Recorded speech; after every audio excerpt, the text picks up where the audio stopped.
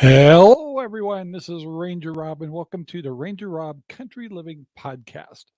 And let me bring on our other host today, which is Dale Wiley. He is here with us today also, and we want to welcome you to the show. But before we get started, we got to tell you where you can find us. So you can find the as I'm getting everything set up here, find the Ranger Rob Country Living Podcast on Jack Walsh's website. Hi, Jack. No, you can find us on Spreaker. You can find us on Spotify, iHeartRadio, all kinds of good places. We're also syndicated on the Central Oregon Radio, which is brand new. We just set up maybe 2 months ago, and it's a cool radio station. Has some great programs, and I know Dale listens to it 24/7, right? I have it on in the office a little bit, yeah. At 10 o'clock, by the way, if you guys like old time radio shows, by the way, at 10 o'clock every night, we got some of the best ones out there. The Hopalong's Cassidy, nice. Texas Rangers, Dragnet, all those really good ones. And I don't care what you say, even they were made in the 40s and 50s. The cleverness of the scripts that they write for those old time stories are just amazing, and they're just as entertaining today as they were then. So anyway, guys, but yeah, that's on Central Oregon Radio, and check them out. So and then we're I think we're scheduled every day in the evening, or yeah, I think it's at 8 o'clock every 8 o'clock every day on weekdays in Central Oregon. You can catch our shows. So how you doing, Dale? I'm doing well, Ranger Rob. How are you today? Oh, pretty good. We're in Central Oregon, for those of you who are not from around here. And Central Oregon, this happens every year. And it sometimes can happen more than once, but I call it the freezer box mode. It happens every year. It's like Central Oregon gets into this freeze mode, and it gets in fog. And it's really pretty, but it's irritating. What happens is every night it fogs up, and then it's at freezing temperatures. And so all the trees, everything turns white, and it's beautiful. And then like off, on the fence, you'll have ice on it with little icicles on it. And it's just beautiful, but it's just a hard cold. I mean, the kind that just gets to the bones. And it happens, and it stays this way for, I swear, it happens every year. It stays this way for about, a couple of days, almost a week sometimes. We stay in this hard freezer mode, and everything's white, and the trees are white, and it's just, but it's irritating because the roads get kind of slick because it's a freezing ice because of the fog, and but it's gorgeous. So if you don't have to drive, it's gorgeous. But we were just talking before we started the show here that Dale says his yard's looking real pretty too, but it's definitely cold out, huh? Well, it's cold, and I mean, and it's like you said, we get this every year about this time. There's a couple weeks, 2-3 weeks here in mid to late January, first part of February. We've got enough moisture in our soils finally over here, even in our arid climates, and the combination of the temperature and slight temperature inversion like we've got right now, and the moisture in the soil, you get this fog temperature, drops temperature, didn't get above 28 degrees today, and all kinds of things happen. I mean, you get ice on the road, and like you say, it's beautiful, but yeah, I go out every day no matter what, and it just cuts right through you. It's like, God, I'd like to stay out here and do something, but no, this is a little uncomfortable right now. That's for sure. Trying to make sure I got us all set up on our regular places here.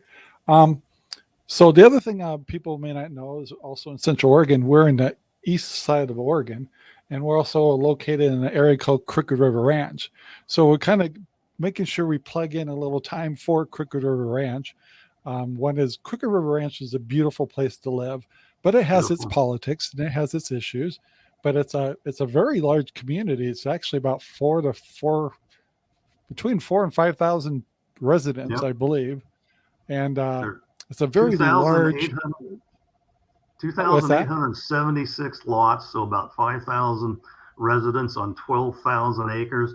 It's about, 6 miles long by 4 or 5 miles wide. So, but it is a Yeah, beautiful it's a place to big live. place. Yeah. And everybody that lives here has a little to a lot of acreage. It usually averages between 1 acre to up to 6 acres, I believe. Typically five. And they're just nice sized lots where you can do all kinds of little endeavors on your property, a little bit of elbow space for everybody. Your neighbors aren't right on you because, yeah, it's funny. I'll hear somebody say, "Oh, I can see my neighbor's trailer and it's way out there." But yeah, I came back from Mesa. I could go to my fence and knock on the RV next door. Yep. That's how close the houses are, because we had RV spaces on our property in Mesa, but people just don't realize is like, hey guys, if you got a quarter acre, a half an acre, 1 acre, that's a lot of room. You can do a lot with that, and so Oh boy. that's what I love about Crooked River Ranch is you can find an affordable home, considering. With a little bit of elbow room, and you can do more than you could in your normal city kind of life, and so it's a good place to live, but it has its issues. Would you agree? Every place has its issues. Every place has its issues, and the Crooked River Ranch is no exception. I mean, anytime you get this many people into an area, and we're kind of unique. We are in a county. We're not any kind of an incorporated city or anything like that, and we do have an HOA, a homeowners association. It is the largest one in the state of Oregon.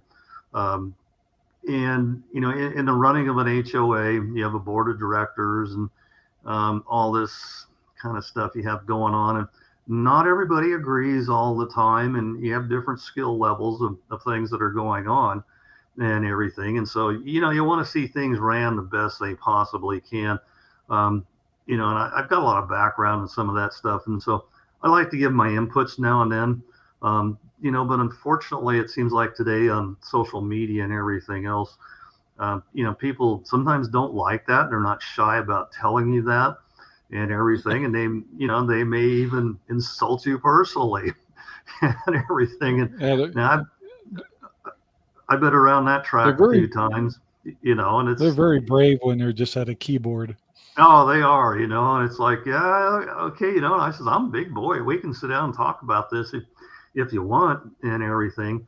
And so I'm involved with it to some extent, but I mean, the stuff that I do and everything, I used to get paid pretty decent money to do.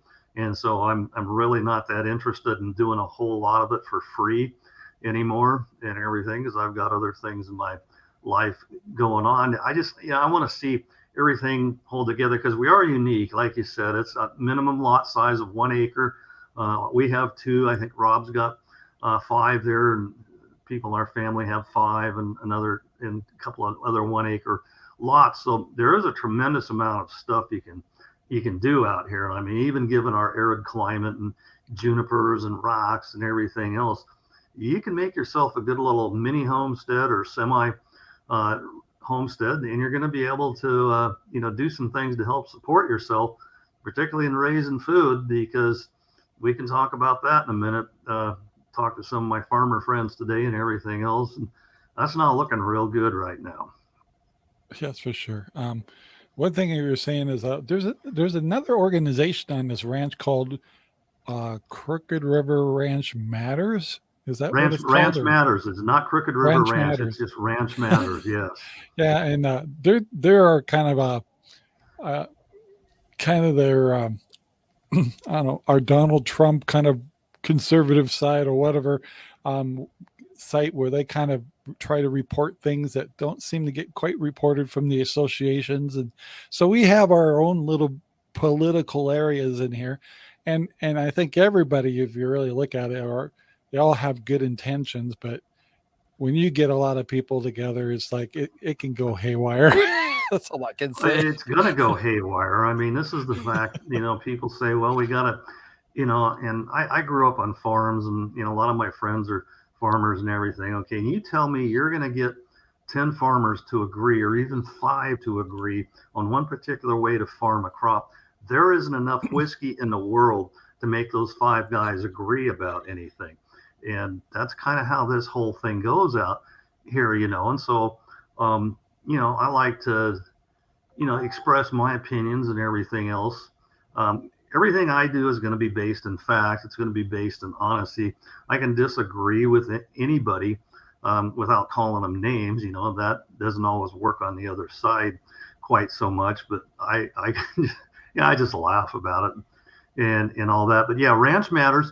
They are a legitimate, news organization. John that runs it, Stevens, has awards from Associated Press and Edward R. Murrow and some of this other stuff. And they know what they're doing. They've done a pretty good job. The other guy that's doing it is Dave Stanglin, who is a good friend of mine.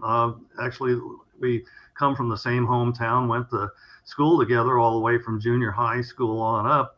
And both of these guys are good at news. They report fairly and everything, and they report the things that, like you said, don't always come out of official channels, because official channels kind of tend to filter, dilute, and maybe not bring everything out that needs to be come out. And so they definitely provide a good service out here. And I did write an article for them today that was published, and it's basically about the financial conditions and situations of the ranch and the homeowners association as we head into some pretty inflationary times, and some concerns that I back up with documents and numbers and everything else that we're not exactly making sure we're covering things here, and that we really need to take some good look, because quite frankly, the inflationary times that we're hitting in here is going to wipe out businesses, and particularly businesses that have to borrow money to operate. And I can segue into the farming story a little bit later there, because that's a pretty relevant thing as to how that goes. So we just want to see things reported fairly and generate this type of information and content. And unfortunately, people disagree. And sometimes if they disagree with you and they haven't got a basis or a position to stand by, they like to pick some of the stuff up and throw it at you sometimes. And so you just kind of have to dodge out of the way and move on to something else. Yeah. It's got pinged by John, which was on our show just 2 weeks ago. Oh, yeah. And he goes, I have a guy who wants to start a radio podcasting and has a studio already. And he has a Peoria life of local news, and like to set me set up, let me know. Oh, so so that's one thing that I have always tried to do, is help people get podcasting going. Like I know Dale eventually is going to be doing his own podcast show. Yeah, it's getting closer and everything. And John and I have had that conversation a couple times too. It'd be a great deal for them to do and be able to get that information out there, because I'm all about alternative news sources and everything. And the more of those that are available out there for the people, and my hope is that people, are able to filter and understand and make their own decisions and realize, what a load of crap mainstream media has been dumping on us for the last couple of years. And that basically, you just need to stop listening to stuff like that. It's just, it's insane.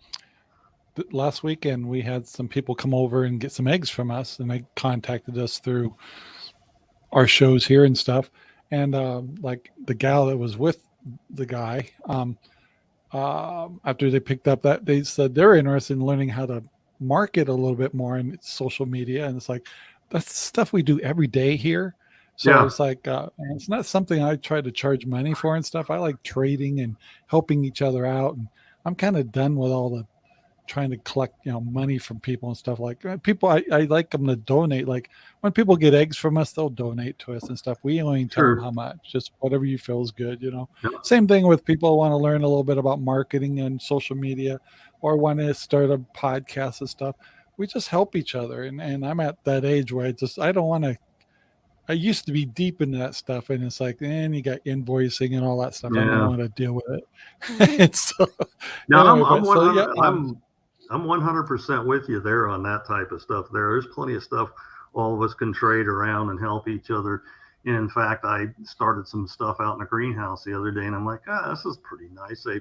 I think I'm going to grow some more of this stuff, and I'll give it away or trade it or something like yeah, that and everything. And it's like you said, I'm kind of past that invoices and everything else. I live that life, and I like the life yes, I'm I mean, living right now a hell of a lot better than I did I hate that collecting one. money. That's what drives me crazy. Is like, Well, um, and that's the thing to me too, and everything. And I mean, and it took me a while to get good at it and make sure that it, was done properly and everything. Our contracts, yep, said we'll do this, and you owe us this, and this is when you're going to pay it. And if you don't pay it, when I am going to call you and talk to you about it, type of thing.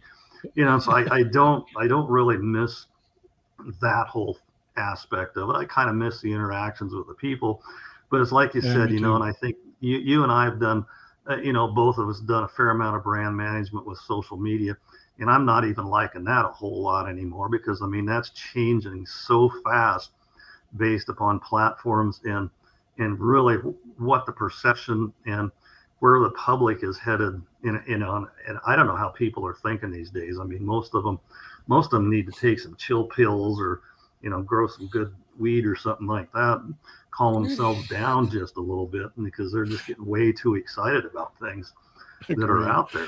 And So before I do forget, I do want to get on subject a little bit because we do want to start the show off. I know you had a pet peeve about some gardening supplies. You having a little trouble getting stuff for your property? well, like I said earlier this year, I mean, last month back in December, I kind of anticipated this and I did stock up on a lot of stuff. And I think I'm in pretty good shape. We've got plenty of stuff. We buy little onesies or twosies, and tomorrow's a Friday trip to town, so it'll be a couple more things there. And I think more or less my peeves and cautions around this whole thing are going to come from the fact that the prices of fertilizer are doubling and tripling in some cases on the NPKs that are available. And in particular, another one that's come up is liquid natural gas, which is kind of an inefficient way to move gas around anyway, and everything is going to get up. But I finally said, I'm going to get right to the source of this thing, and I contacted a couple of my friends that are farmers. They're my age, a little bit younger, a little bit older. They're all pretty much tired of farming and everything like that, and they had it all down pretty good and everything. And so I asked them, I says, what are you going to do with the, they were telling me what the fertilizer prices are. And they're three times of what they were last year, and so your input costs have just went up on this thing horribly. And back in the 1980s, all the financial institutions, they loved the farmers to come in and borrow money. And, everybody made money. They paid that production loan back at the end of the year, and they took their cut and their fees out of it and everything. And you did okay. So part of the deal in farming was you work your butt off, you do things right and everything, and you get to a point where you're finally free from the bank for production money. You're able to self-finance your production and everything based on your cash carryovers and net profits and everything. And so now what it is, basically, they're looking at a situation where they're sitting on X amount of money in the bank.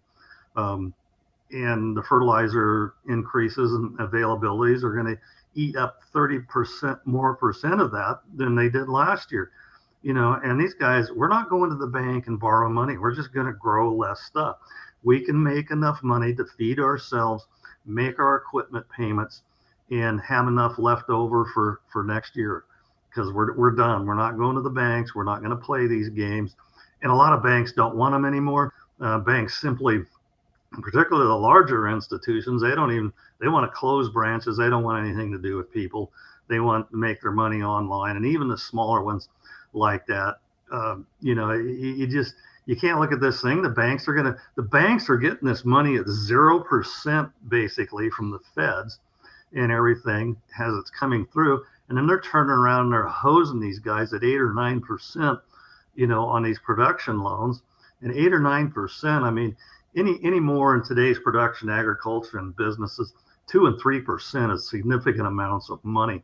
And so these guys simply aren't going to pay those increased prices. They're simply going to lower the production of their crops or go into a crop like grass seed or wheat, something like that, that has really fairly low inputs. You can get a little bit of money and you're done with the type of thing, but certainly nothing that you want to borrow money for.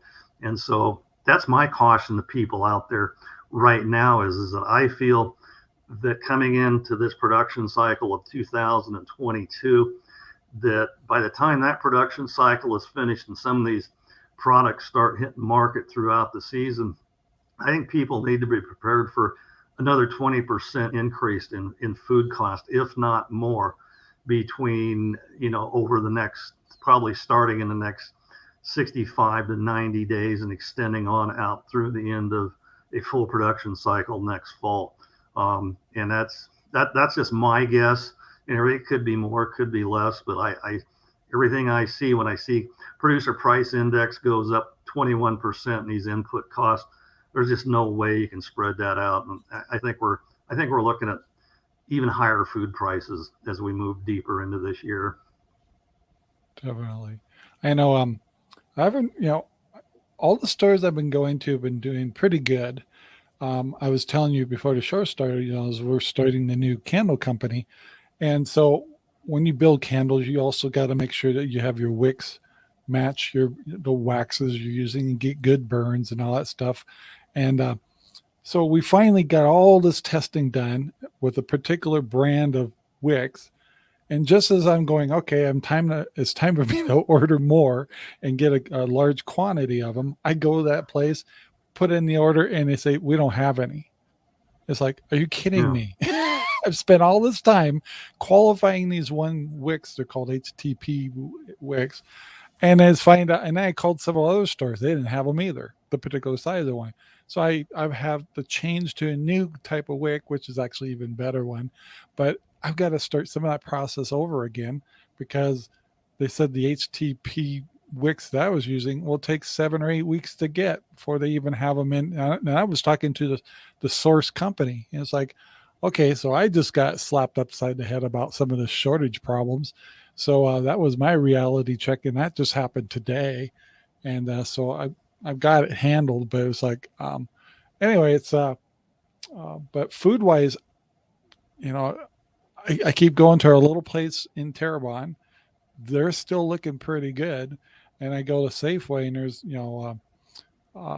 there's bits and pieces of Safeway that look kind of thinned out, and there's only one or two brands of certain something.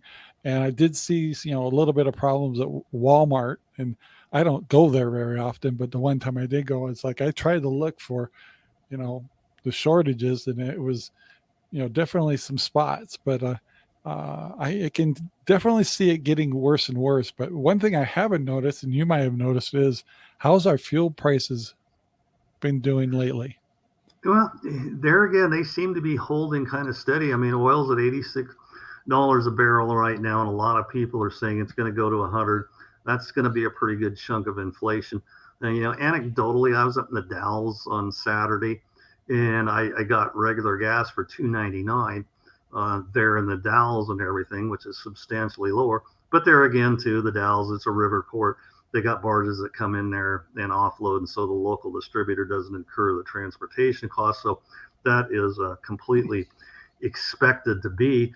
And you mentioned those stores, in our little store up here in Terrebonne and everything else. And anecdotally, again, because, people, hey, well, you don't have any data on that. No, I don't. I'm just, what my eyes tell me I see is what it is and everything. And so that store there, and then probably, like a grocery outlet down there as well. I was in there. These are smaller stores. They're, large, small stores. They're not tied to any chain to speak of. And so what happens basically, I see, and what I feel is the bigger the chain affiliation with that store, the worse the supply shortage seems to be. And you referenced spot shortages at Safeway. I haven't been in Walmart. I think I'm going to probably go in there, tomorrow to just to see what goes on and Yeah. everything. And then our Fred Meyer's Kroger store here in town is having some. They're having some shortages. They're rearranging, particularly in frozen foods and protein products and everything. The rest of the stuff is pretty good, but what I see there, if you had any kind of glitch in the system at all, they're wiped out, in 6 hours probably, type of a thing. So, Sure. and they say there's nothing in the back, so our just-in-time delivery system. So somehow those smaller stores are being able to keep shelf stock, keep more product in hand. And maybe it's because they're smaller, they look like they're fuller, but they are fuller. And the larger ones, or the bigger ones, they're having some issues right now, and it'll be Yeah. interesting to see how that all plays I know, out. I know I've brought this up before, but I've seen that some of the medium-sized farmers, especially the ones we have here in Central Oregon, are starting to discover that they're tired of the BS. They're tired of the distributors. They're tired of the problems getting things processed, and some of them are wising up and going, "All right, I'm going to downsize and I'm going to start selling my stuff locally."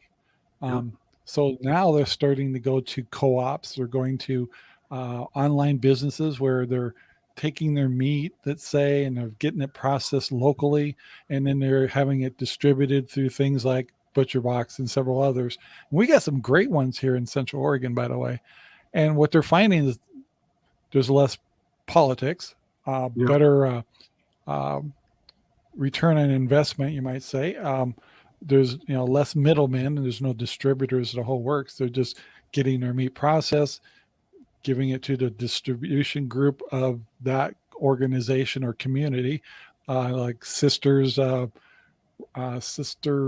Smokehouse. Cattle Yep. Company, and then there's a couple of them here that all distribute all kinds of meats here, and it's all from local farmers.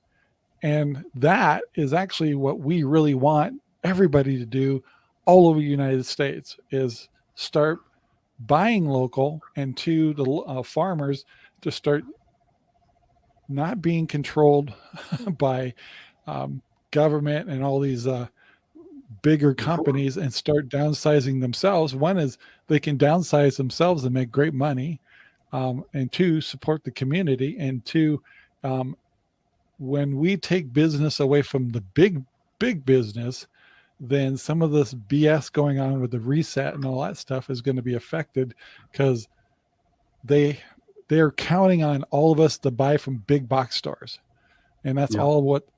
that's what the reset's all about, is getting big business that works hand in hand with government. And so the more that we take away from big business and give it to small business and local, the more that we can start controlling this uh, new plan that they're having with all this finance and resetting our economy and stuff. Because um, as long as we take the business away from big business and give it to our local, and it's better, the money stays in our area. They say like 60 to 70% of the money we spend locally stays in your local area, and Oh, I which absolutely obviously agree does. with with that. Excuse me. Flattening the distribution and sales channels out is very important to the economy and everything. And like you said, four major companies control the majority of the beef production in the United States. And we've got a large feedlot auction yard up here at Madras and everything. And you see every Sunday all the trucks coming down the highway and offloading the cattle because the major sales are coming in there. They have the sale on Monday, and then on Tuesday, those same trucks are probably contracted to haul those animals up into Seattle and the various areas where they're going to be processed. And that's that's an old economy of scale. Basically, the farmer is beholding to what the commodity market is going to give him at any point in time. And obviously, with four companies controlling, it's pretty easy to keep things where they want it. And so it forced farmers into being a 700 cow or larger operation, and pretty much made it impossible for anybody under 750 animal units like that to make any money. And so you're right, flattening that out. When they flatten that out, you start you process it locally, you package it locally, and you sell it locally. you're eliminating 2 steps in that process. So the consumer ultimately gets a better price, and the farmer makes more money at that price than he did at a previously, higher price with the expenses all loaded in. And Yeah. I know this is your channel, but there's a channel out there called My Wyoming Life. And the guy is running a cattle operation in Wyoming and going through some massive changes right now, switching over from a cow calf operation with 300 or 400 animals out there and all the associated headaches you get with feed and the environment and everything else like that, and plus a family member wanting to exit the operation and the problems you get in with intergenerational transfer of farm assets and everything. And so they basically said, okay, we're downsizing. We got 30 steers. We're going to process these 30 steers. That's going to take care of us through the whole year. They sell jerky. They sell all this different kinds of stuff. And then they're also, refining their processes for shipping beef and everything, with dry ice and by FedEx and Yeah. everything. And so, and it doesn't, Yeah. your cost is not, it doesn't make it cost prohibitive by any means, because, you're eliminating 2 steps in this process, and you're keeping a whole lot more money at home. And so, this guy, we buy some stuff from him and everything else. I just like to be able to support those farmers. I like his videos, and I learn stuff from them, and I communicate with them and everything. And so the more we can do that, you can do that with your meats and your proteins coming in. I know there's several farms in the area that are, you buy the community CSA, community sustainable agriculture. You buy shares in that, and you get a nice vegetable box every week.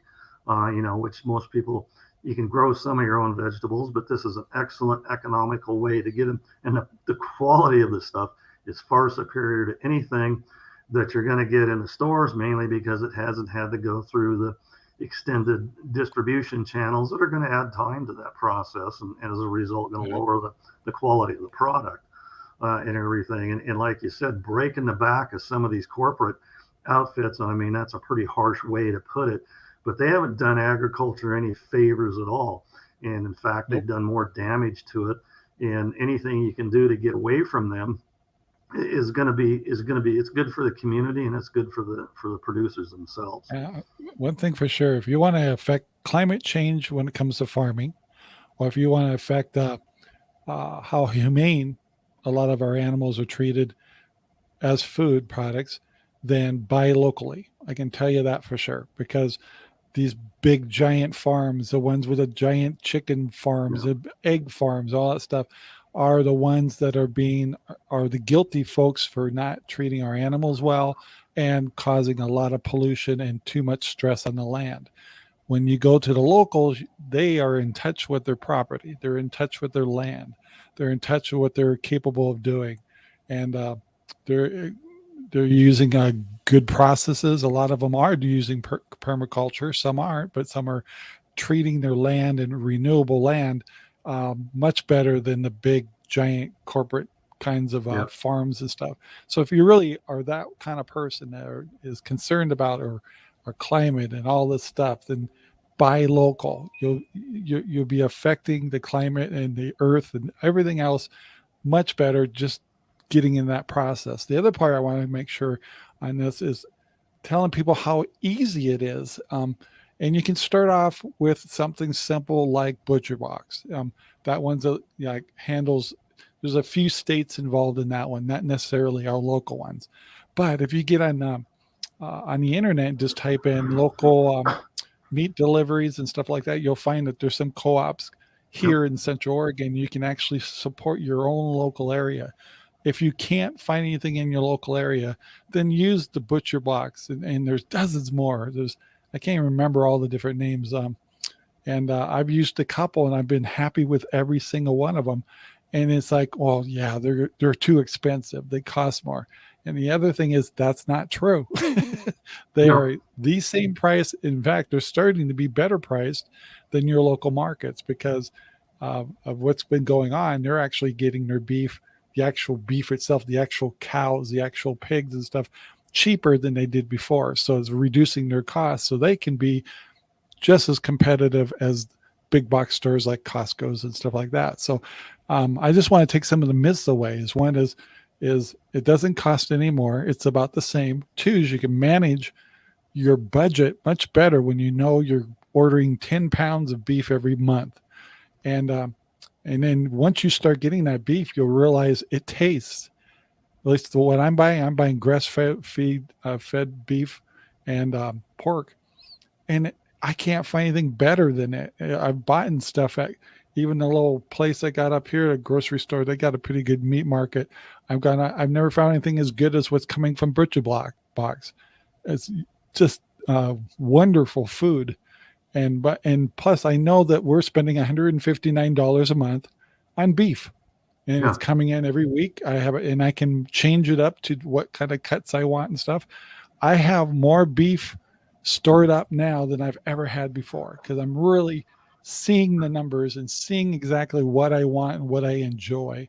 And I'm not buying things spontaneously at a grocery store or Costco or anything. And it's easy. It's super easy. And so my message out there is people is give it a try. Find a company you want to use. And if you can't find one locally, use Butcher Box. And I'm not getting paid for saying that or anything, but there's lots of others too. But I am so happy with what I'm getting. I don't know why I didn't do it sooner. And I just know a lot of people aren't doing it because it's different. And that's what we all got to start changing our processes and changing our mindsets. That if we really want to help our nation, if we really want to help climate, if you really want to help your quality of meat, you really want to control your even inflation and things like that, work with your local people and get in touch with the land, get in touch with your community, and it's not that hard. That's all I'm going to say is I was the worst. So now that I'm on board, I'm going, I should have done this years ago.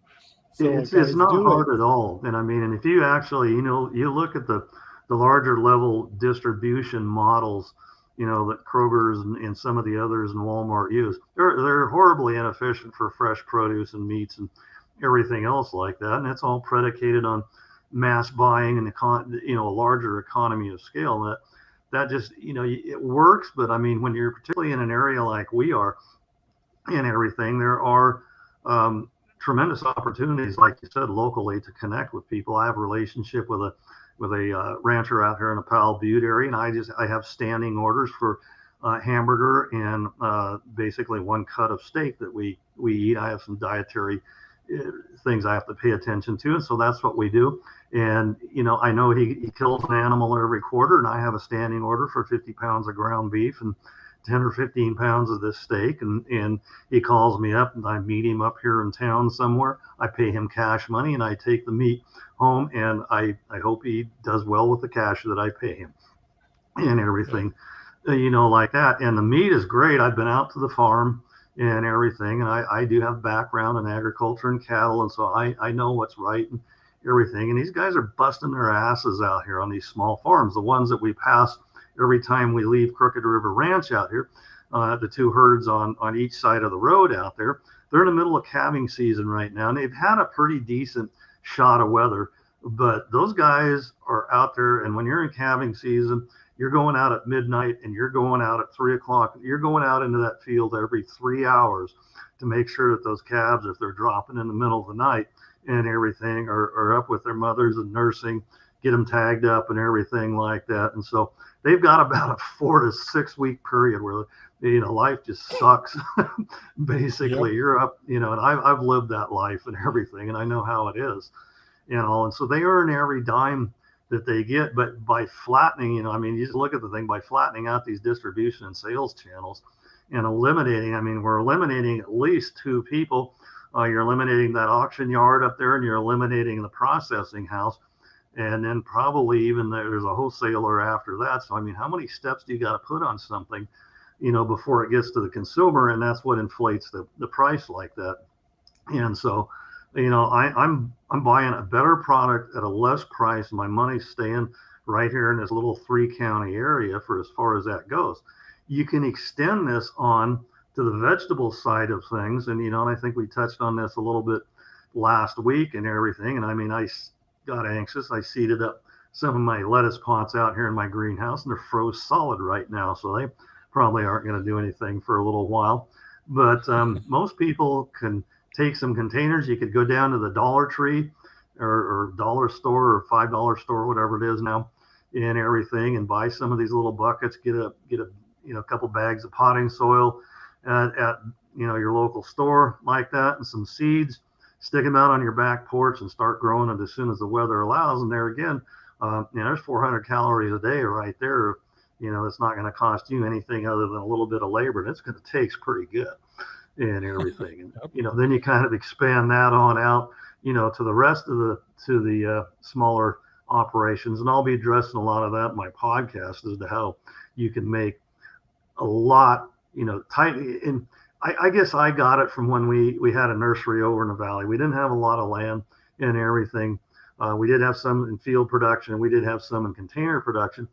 You have to, the smaller you shrink your container size down, the more money per square foot you're going to make and everything. And it's okay for some stuff, but it was quickly involved the use of a lot of plastics, probably some, excuse me, some production methods that I was less than comfortable with and everything. It wasn't highly sustainable and everything. And so we kind of moved away from that aspect of it, but I've come back in doing that on a smaller scale in order to produce as much as I can in a smaller area out here, because I'll have too much and I'll give it away and everything, or trade it or something like that as we come on. But people can really impact their own lives with something like that.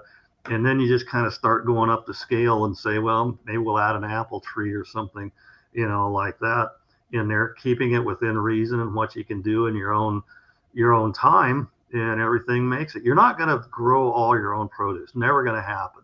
No. And everything, but you certainly are going to be able to grow 30 to 40% of it in season.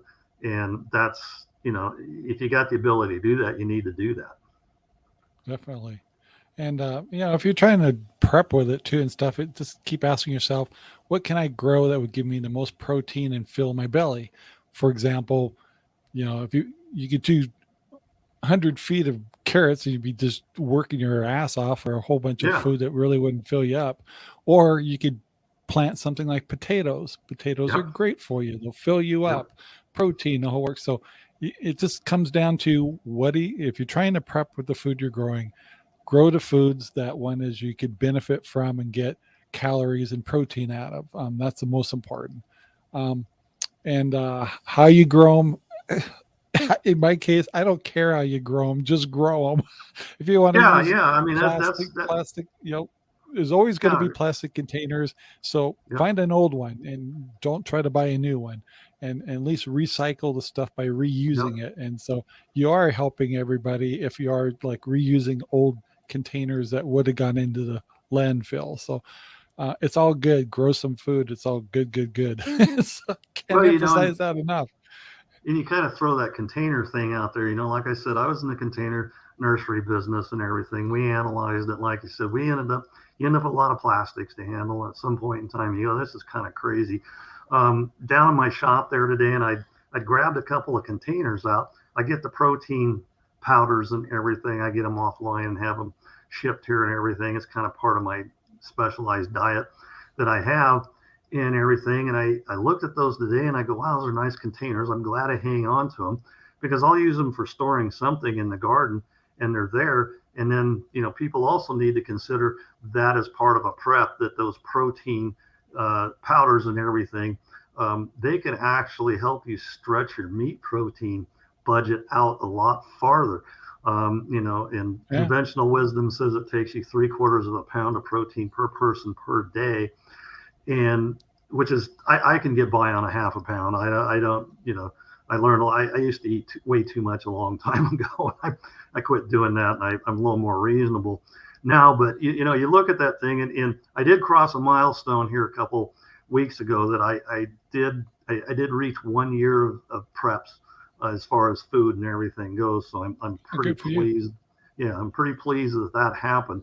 out there. And so, and then I thought, well, I'm going to add some of these protein powders into this thing because that's a protein extender as far as I'm concerned. Like you mentioned, potatoes, I'm doing exactly the same thing. What can I get the most of?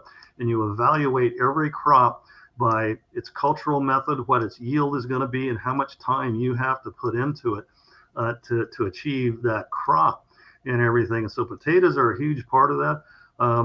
Sure, it's a starch, type of thing, carbohydrate type of thing. But, throw some cheese, throw some bacon bits or something like that in there, and that makes that a great extender on something like that. And so, every little bit of this that helps you go out. Long as I mention that prep thing, I think people, and I'll reiterate this, and this is going to be coming up a lot.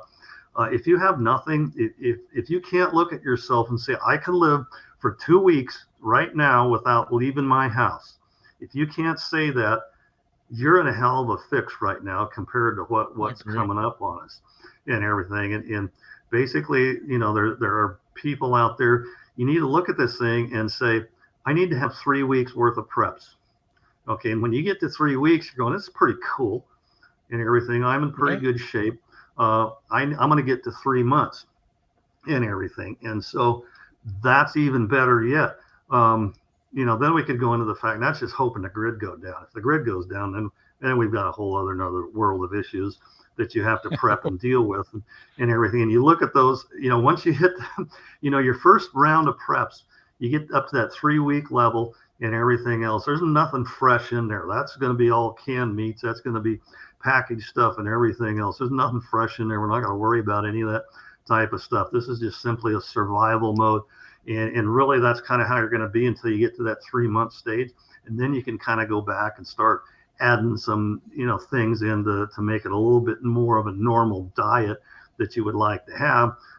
Because, if you've got a freezer full of meat and the grid goes down, you better have a generator dedicated to that freezer ready to roll. And I know you and I both do and everything in those situations. But, people need to see this, and basically, you need to figure out that the economy that we're headed into over the next year with the price increases and the shortages and everything else, people need to make themselves a new hobby called preparing for the doom that's coming. And, you can find guys that are speaking the same way all over the internet and all kinds of different things right now. But if you're not able to, you're not in a position where you can say, I can live for 3 months right now. You better get to that position. And that not only includes food, that's going to include some levels of fuels, generator fuels, having some cash money around your house and everything. And just, being prepared in general for that, getting out of debt, what I mean? Then you're going to look at it and say, wow, this is just not, you just don't flip a switch and say, I'm going to become a prepper. And in 3 weeks, you can do it in 3 weeks if you got $10,000 laying around or something like that, and all kinds of time. Take a long time to get our. It's taken us almost 4 years to get ours up to 1 year. Yeah, I mean, and I went on an accelerated effort. I had that ability and available cash and everything else to do it here, because I thought I was prepared, and then I applied a few tests to myself and everything else, and I go, no, I'm not. And everything. And so back in about October, late September, we started kind of ramping that up and crossed over that line here just recently. And so, that doesn't mean I'm letting up. I mean, if I'm there, I'm just going to keep rotating things through and everything. You're probably like me a little bit. You kind of keep in mind that you might have to help the kids a little bit, or you might have to take care of a mother-in-law or something. It's like, so we prep kind of way beyond what we need, knowing that we may have to help our kids out and stuff. So, but if you're, young and you're just worried about you and your young family and stuff, it's like, and not have to worry about other family members, it wouldn't take long for you to get pretty good backup in just a short amount of time, and you can do it affordably. And so, yeah, you can, and I mean, and there's all kinds of, our local stores, and I mean, they know we're coming when they see us come in. Like, I mean, in particular, Bi-Mart down there, the gal comes in there. I'm coming up with a couple. So good. with a couple of boxes of these dehydrated mashed potatoes and I know they get every. such a great price Oh, on they those. got, 89 cents a pack or something like that. I was saying Yep. it's a hell of a deal and I also bought everything. a bunch of the little mini canned hams. Have you ever seen Mini those there? canned hams, and they got some Yeah, it's great like canned dang. chicken there as well too, and Yep. everything. So And I I mean, got tons of it that. it was a $400 cart and everything else like that. But I mean, that's just a normal food run on there, and and there again, nothing fresh and everything. This is just strictly and I mean, if I want to be able to help people. I don't intend to feed a community or anything Nope. else like that and everything. And in fact, my wife said that was one of our farming operations back in 2013. We decided we'd start a little truck garden and grow a couple acres of produce. And that was an interesting thing. And because people, we were going to do a U-pick thing, people didn't want to U-pick it. They wanted to come out and buy it off a stand type of thing. And I didn't want to pick it and put it on the stand and everything. And so, yeah, it was okay. It worked. But, different distribution methods there and everything else. And people need to make those decisions about maybe going out to farms and buying those types of products and what's going to be involved in preserving and processing that product and do I have enough time to do that? No, I guess the thing that's really priced outrageous these days and in short supply, pretty significant, canning jar lids and everything. A friend of mine told Yeah. me the other day these things were so damned expensive. He couldn't understand what they were. He had to order them and wait for them and everything else. They'd got some produce that they were going to process here, which is kind of an off time of the year Oh, and everything. And so that was kind of interesting.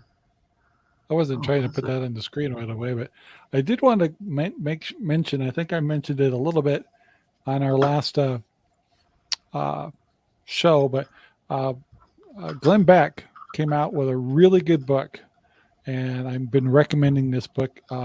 It's called The Great Reset, and what I like about it is, a lot of people think, oh, it's just a story. It's a uh, some something that's not true. But basically, what he did was they took research to break down what the Great Reset's all about, and everything we're talking about in this show pertains to the Great Reset and why we want to start buying things more locally. And even Glenn Beck will say that's the solution to this problem is get things down to the local level.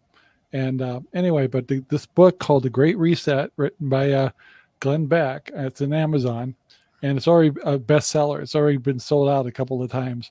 And I Is it want to on back recommend order? this book. Is it What's on that? back order? Is it on back Yep. order? Yep, you can get obviously the ebook version of it easily. But anyway, what it does is really goes into why. It's like because a lot of us are going, this can't be true. Why would companies do this to themselves? Why would they suddenly become woke and stuff? Well, this explains why they're doing it. And so I just want to make sure and let people know that these things that we're talking about, there's a really good book out there right now called The Great Reset that kind of break down all these things we're talking about. And yes, it's boring, and I know it. A lot of people are living for the now and today and the whole works, but you really need to start understanding what we're talking about here. And anyway, so I just want to make sure and throw that out as, um, and I'll put a link to that book also down in the description when we're done here. But make sure and get something and find out all these things we're talking about is documented. All these things, this is not made up stuff. These and so what Dale's talking about, what I'm talking about, we're trying to tell you this is what's happening. This is results of what's happening, and here's how we can fight back. And so I just want to make sure. And that's another book that will go way into detail is why are the banks acting the way they are? Why is Boy. interest rates acting the way they are? Why are businesses, the big box stores, acting so woke and acting like they don't give a crap about us? Why are they acting that way? It doesn't make sense in a capitalistic society. So something else is motivating them, and and it's greed, of course. But Yeah. anyway, get that book. You guys will learn a lot from it.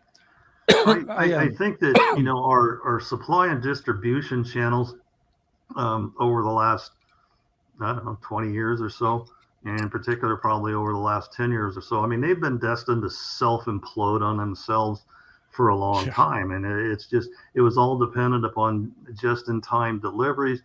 Everything had to be perfect. And the minute you threw a glitch into it, everything just went to hell and it doesn't function anymore. And so that, the part of the great reset and everything, like I said, is personally, people have to look and say, how can I flatten that distribution and sales channel into my own little world? And that kind of goes back to what we were talking about, going to the farms direct as much as you can, looking at other areas and trying to bypass these because it's not getting better anytime soon. And you brought up the fact is that why are these corporations so woke and why are they doing this?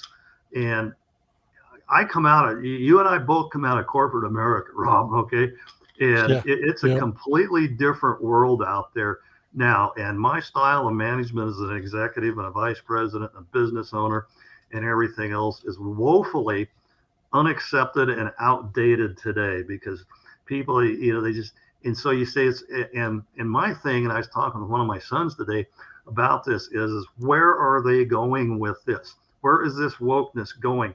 Why are they worried about it? Because they're all just fixing to get their ass kicked worse than they ever have as this economy tanks itself. We're looking at 15% inflation. I'm worried about how my company is going to survive because if you're looking at 15% inflation, you're looking at some of the biggest, worst, most serious challenges that are going to face a business today. And if you don't have it together and have a good plan, have 2 or 3 contingency plans and do a lot of what if is the worst thing that can happen to me along, you're not going to have a business. And that's kind of where, I was going with our Crooked River Ranch here. I mean, they put their numbers out and their numbers came out and said, yeah, we're going to end the year with a 5% net profit. Really, a 5% net profit. You're going to end the year with that. And you've got published 7% inflation. Now we know that's wrong. We know that's double, and the increases on your expenses alone are going to wipe out your net profit and probably double. It's just a mess. And this is what these other companies need to look at. They shouldn't care. Carhartt, one of my best clothing manufacturers and everything. What the hell are these Yeah. people thinking? And it's I just like, know. I wouldn't worry about this. I mean, I'm trying to figure out how to maintain profit, how to keep people working, how to keep my production running and everything. And I'm looking at 15% increases. I've got to be looking at my cost every month, if not every 2 weeks, and keep adjusting prices. And you see how this inflationary price spiral just starts eating itself and everything. And so, yeah, I have no idea why they're doing this. And I think it's going to backfire on them big time. And they're going to be sorry they pulled that stuff. I think so too. So we are getting to the end of our time here. I always get you into a really good subject right at the end of the show. And it's like I always feel like I have to cut off Dale, and I Oh, apologize. no, not And at by the way, all. I also wanted to make sure and let Jack know that we hope he feels better. I know he's not Yeah, feeling yeah. very well. He was mentioned, so um, I did see that. I just forgot to Yeah, well, say something on the I speaker. hope I addressed Jack's issues on that he had the question on the local supply and the food level. I mean, Yeah. Rob and I can kind of tell you what's happening here in Central Oregon, and I know down there in your area, Jack, it's going to be a little bit more serious because it seems like the larger areas are going to have more trouble. Yes, definitely. So, guys, we need to wrap this up. And I want to thank everybody that's been watching. And of course, all the people that catch the show afterwards. It seems to be ramping up a little bit. So I appreciate Good. that. And once again, you can catch our reruns or our other shows on Spreaker and or on Central Oregon Radio at 8 o'clock every day on weekdays. So anyway, we've enjoyed having Jack on. We had some other folks on here too. And I've had people on here, but some of them are not talking. So Yeah. next time, guys, when you catch our show, throw some comments up. We'd love to hear from you. So in the meantime, Dale, thank you very much for joining us, and Thank you, hopefully Rob. next week we'll be on schedule again. And if you guys have any things you want us to talk about, put it in the comments. We'll see it later. And yeah, we good show. So really, anyway, guys, we got to head on out. We're almost done here. I'm running out of time. So have a great day, everybody. Bye. See y'all. Thank you very much for watching our video. Please take the time to like, subscribe, and share our videos all over the whole wide world. Thanks.